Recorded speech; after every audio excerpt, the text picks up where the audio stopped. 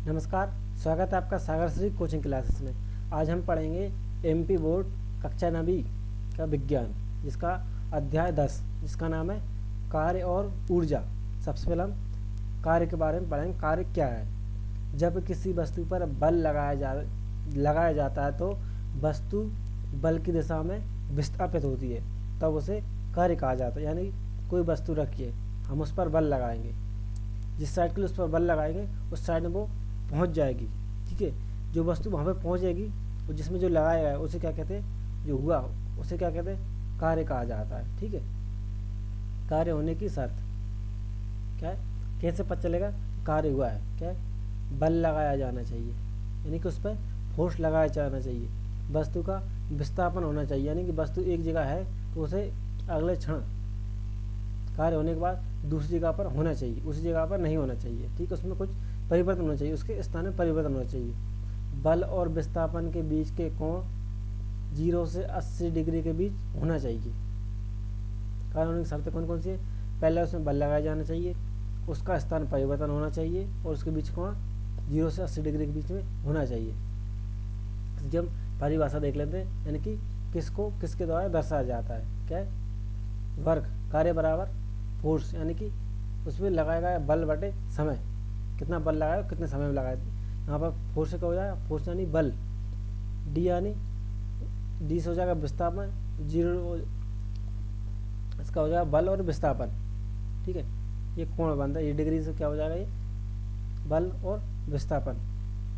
कार्य के प्रकार, कार्य 2 प्रकार के होते हैं, धनात्मक और ऋणात्मक कार्य। ठीक है, धनात्मक कार्य देख ले, जब बल और विस्थापन एक ही दिशा में हो, जब बल और विस्थापन एक ही दिशा में हो तो धनात्मक कार्य कहलाता है। जैसे कोई वस्तु उठाना। ऋणात्मक कार्य, जब बल और विस्थापन विपरीत दिशा में हो, जैसे घर्षण बल, यानी ये एक दूसरे के विपरीत होते हैं। बल कितने प्रकार के, कार्य कितने प्रकार के होते हैं? 2 प्रकार के, धनात्मक और ऋणात्मक। जब बल और विस्थापन एक ही दिशा में हो तो धनात्मक होगा, जब बल और विस्थापन विपरीत दिशा में हो तो ऋणात्मक होगा। हम देख लेते हैं ऊर्जा। कार्य करने की क्षमता को ऊर्जा कहते हैं। ऊर्जा के बिना कोई कार्य संभव नहीं है, यानी कि कोई भी कार्य हम कर रहे हैं उसे करने के लिए हमें ऊर्जा की आवश्यकता होती है। ठीक है, ऊर्जा के बिना कोई भी कार्य नहीं किया जा सकता। ऊर्जा के प्रकार देख लेते हैं। ऊर्जा होती है कितने प्रकार? ऊर्जा मुख्यतः 2 प्रकार की होती है, गतिज ऊर्जा और स्थितिक ऊर्जा। ठीक है, काइनेटिक और पोटेंशियल एनर्जी। क्या है? गति करती हुई वस्तु में विद्यमान ऊर्जा। ठीक है, और किसी वस्तु की स्थिति या अवस्था के कारण उसमें संग्रहित ऊर्जा। ऊर्जा कितने प्रकार होती है? एक होती है गतिज ऊर्जा और दूसरी होती है स्थितिज ऊर्जा।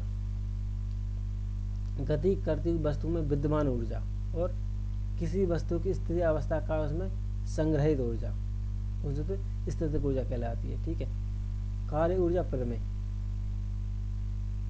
किसी वस्तु पर किया गया कुल कार्य उसके गतिज ऊर्जा में पैदा हुए परिवर्तन के बराबर होता है। क्या कह रहा है? किसी वस्तु पर किया गया कार्य, कुल कार्य उसके गतिज ऊर्जा में परिवर्तन के बराबर होता है। छठा देख लेते हैं हम, ऊर्जा संरक्षण का नियम। ऊर्जा संरक्षण का नियम क्या कहता है?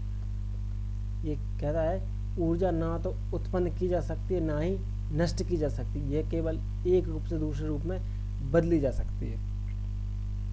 यानी कि इसे ना तो बनाया जा सकता ना ही मिटाया जा सकता, इसे केवल इसका रूप परिवर्तन किया जा सकता है। कुल ऊर्जा हमेशा स्थिर रहती है। उदाहरण के लिए ढोलक में स्थित ऊर्जा और गतिज ऊर्जा लगातार परिवर्तन।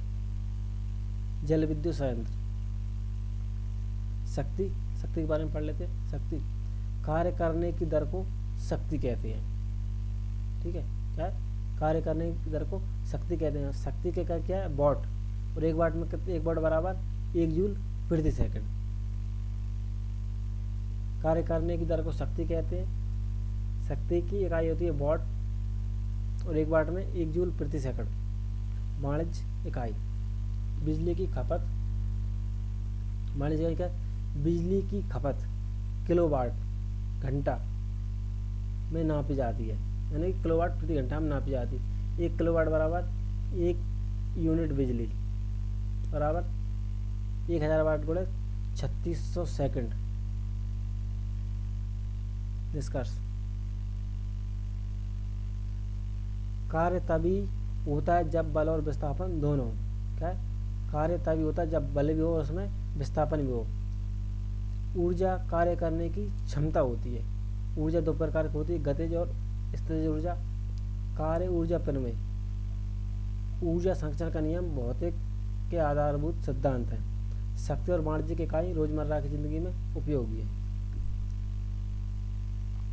वीडियो कैसा लगा कमेंट में जरूर बताएं। यदि वीडियो अच्छा लगा तो लाइक शेयर सब्सक्राइब करें। यदि इसका PDF चाहिए तो उसका लिंक डिस्क्रिप्शन में मिल जाएगा। धन्यवाद।